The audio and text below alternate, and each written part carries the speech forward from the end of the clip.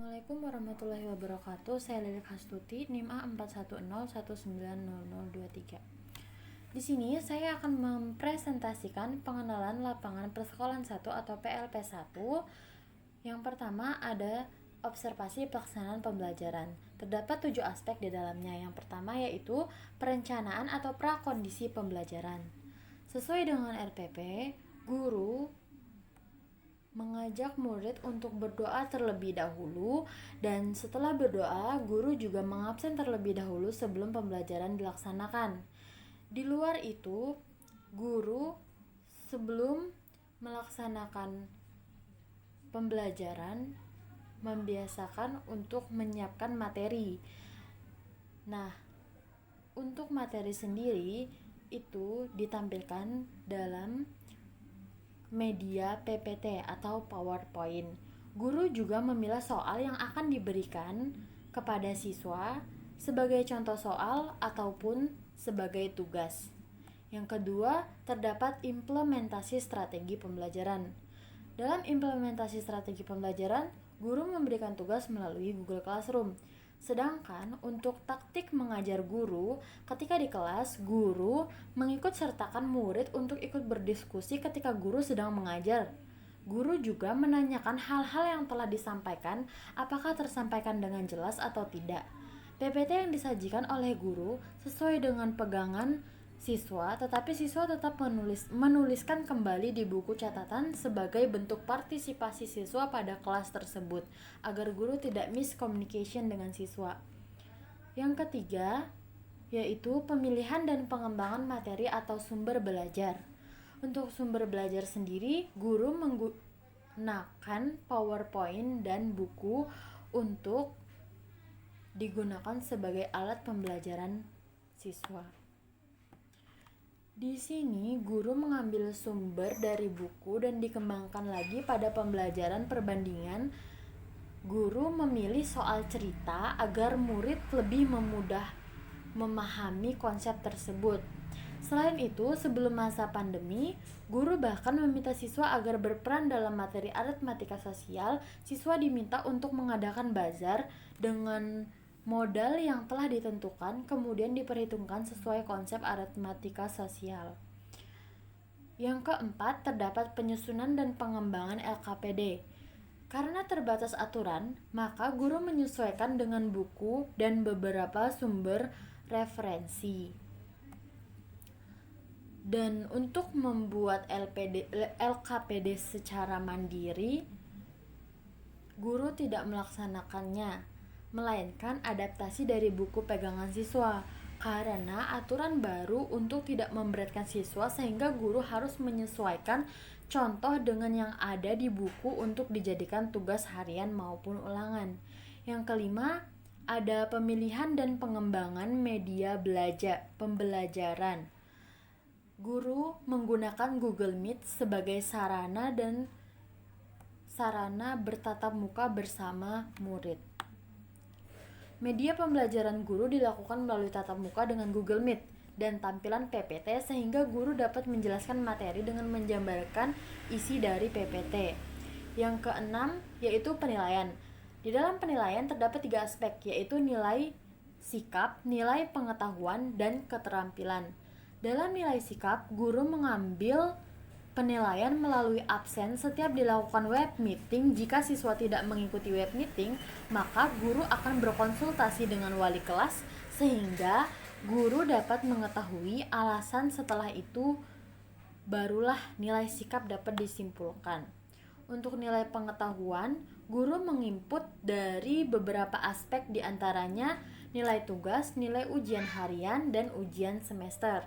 Dalam hal ini, guru mengutamakan cara penjabaran siswa dan tidak mengutamakan hasil sehingga siswa tetap mendapatkan poin jika hasil tidak sesuai. Sedangkan untuk poin nilai tugas, guru menerapkan sistem pengurangan poin di mana jika waktu yang digunakan melebihi waktu yang telah ditentukan, maka poin siswa akan berkurang sebanyak 10 poin. Yang terakhir yaitu aspek penilaian keterampilan. Jika sebelum masa pandemi keterampilan dapat dilakukan secara aktif di sekolahan, maka di masa pandemi guru hanya bisa menugaskan siswa berupa lembar portofolio dan tugas diambil dari buku pegangan siswa. Yang ketujuh yaitu lainnya.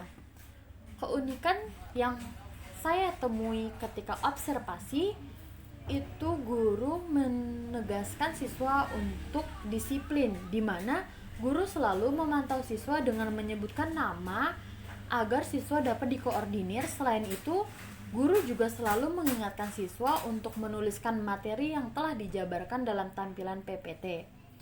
Guru juga mengabsen di awal dan di akhir pertemuan guna untuk memastikan siswa masih berada di dalam kelas selama pertemuan dilaksanakan.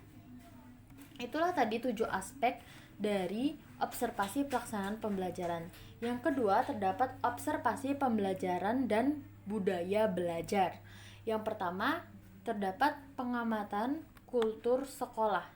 Sekolah menerapkan 8S. Apa itu 8S? 8S yaitu senyum, sapa, salam, salim, sopan, santun, dan sholat dan syukur. Dan selain itu, di pagi hari sebelum masa pandemi, guru menyambut siswa dan siswi di depan gerbang bagian utama. Sistem ini masih diterapkan di sekarang, tetapi guru tidak lagi menyuruh siswa untuk salim. Karena keadaan social distancing, maka salim dilakukan dengan jarak jauh. Saat istirahat, para guru maupun siswa terbiasa makan di luar ruangan agar ruangan tetap terjaga kebersihannya. Itu diterapkan ketika sebelum masa pandemi. Yang kedua, terdapat pengamatan manajemen atau tata kelola atau struktur. Di sini saya memilih tata kelola. Untuk sistem tata kelola telah dicantumkan ke dalam SK sebagai berikut yang telah disahkan oleh kepala sekolah. Di SK tersebut terdapat koordinator 1, koordinator 2, kurikulum, kesiswaan, sarana prasarana, pembelajaran online, laporan online, supervisi, kepegawaian, mata pelajaran, bimbingan konseling, layanan perpustakaan, keuangan, kebersihan, keamanan, monitoring PBM.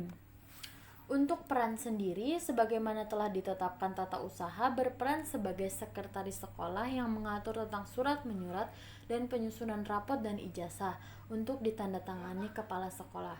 Sedangkan untuk kesiswaan sendiri berperan aktif terhadap keperluan siswa dan juga sekolah seperti pengaturan jadwal yang dibantu kurikulum dan juga pengaturan kelas untuk para siswa. Untuk BK berperan aktif terhadap penegakan peraturan atau tata tertib sekolah dengan berkoordinasi bersama guru dan wali kelas, serta mengadakan bimbingan konseling bersama orang tua murid.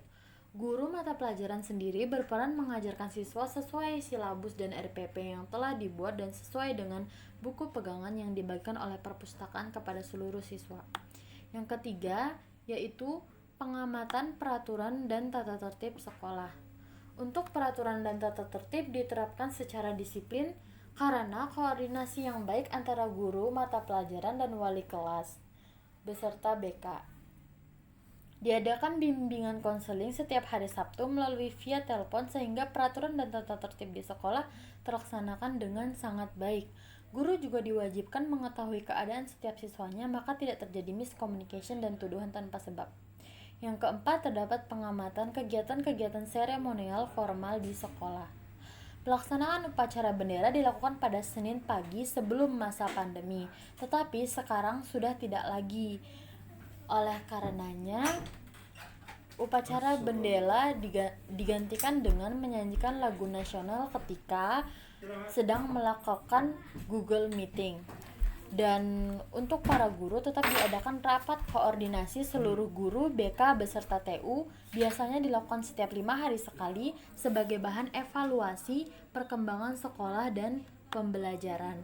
Yang kelima, pengamatan kegiatan-kegiatan rutin berupa kokurikuler dan ekstrakurikuler. Untuk kegiatan pembelajaran dilakukan dari pukul 8 pagi sampai 12 siang sebelum lockdown. Sebelum lockdown, guru mengajar menggunakan ruang komputer yang ada di sekolah secara terjadwal, jadi guru tetap bergantian dan tidak secara keseluruhan datang ke sekolah. Tapi saat lockdown, guru mengajar dan melaksanakan tugasnya dari rumah. Co-curricular diisi dengan bimbingan konseling oleh BK yang dilakukan setiap hari Sabtu melalui via Google Meet, bertujuan untuk mengarahkan orang tua dalam mendampingi pembelajaran siswa di rumah dan mengarahkan para siswa kelas 9 dalam memilih jurusan ke jenjang selanjutnya. Untuk ekstrakurikuler sendiri, selama pandemi ini semua kegiatan ekstrakurikuler diberhentikan agar pembelajaran bisa terjalin dengan baik. Tidak ada pemberatan kegiatan lain untuk siswa selama masa pandemi ini. Yang keenam, ada gerakan literasi sekolah. Untuk literasi SMP Negeri 1 Tanjung Redep selalu menerapkan menyanyikan lagu nasional di awal pelajaran dan menyanyikan lagu daerah di akhir pembelajaran dengan tujuan memperkenalkan kebudayaan kepada setiap siswa agar tetap mencintai budaya-budaya di Indonesia, terkhusus pada lagu-lagu daerah. Selain memperkenalkan budaya, melalui penerapan menyanyikan lagu nasional, sekolah sudah memperkenalkan kepada para siswa untuk bersikap nasionalisme dan tidak melupakan lagu-lagu nasional yang mencerminkan perjuangan bangsa sehingga bisa mencapai kemerdekaan. Yang ketujuh, terdapat pola komunikasi warga sekolah. Untuk komunikasi sendiri di SMP Negeri 1 Tanjung Redep, yaitu polanya adalah formal dan non formal. Formal dilakukan kepada yang lebih tua dan lebih tinggi pangkatnya. Jika kepada sesama, komunikasi dilakukan dengan cara informal, tetapi tetap menjaga kesopanan santunan, sehingga siswa terbiasa bersikap sopan dan hormat kepada yang lebih tua. Guru juga menjaga komunikasi antar sekolah dan orang tua murid dengan berbahasa yang baik dan sopan. Yang kedelapan, bentuk internalisasi PPK atau penguatan pendidikan karakter. Untuk PPK sendiri, dalam penguatan karakter, sekolah seluruh siswa diwajibkan mengikuti organisasi pramuka agar siswa terdidik menjadi bertanggung jawab, disiplin, dan dapat dipercaya sesuai dengan isi dasar Dharma Pramuka. Untuk sesama guru, penguatan karakter dimulai dari absen sebagai bentuk kedisiplinan dan guru juga diberi tugas piket agar memiliki tanggung jawab untuk mengemban tugasnya. Selain itu, selalu diadakan evaluasi di setiap kegiatan agar kejujuran tercipta antar sesama guru dan memperbaiki kesalahan dan meningkatkan kualitas kerja. Yang kesembilan, guru sebagai pendidik. Sebagai pendidik, guru selalu mengingatkan kepada seluruh siswanya untuk selalu semangat belajar dan selalu menghadiri kelas dengan semangat. Di masa pandemi ini juga, guru selalu mengingatkan tentang pentingnya menjaga kesehatan dan hidup dengan sehat dengan menerapkan protokol kesehatan. Yang ke-10, guru sebagai pembimbing. Sebagai pembimbing, guru selalu menjelaskan materi dengan sistem diskusi agar mengetahui tingkat kepahaman siswa terhadap materi yang dijelaskan. Guru juga menjelaskan materi secara terperinci.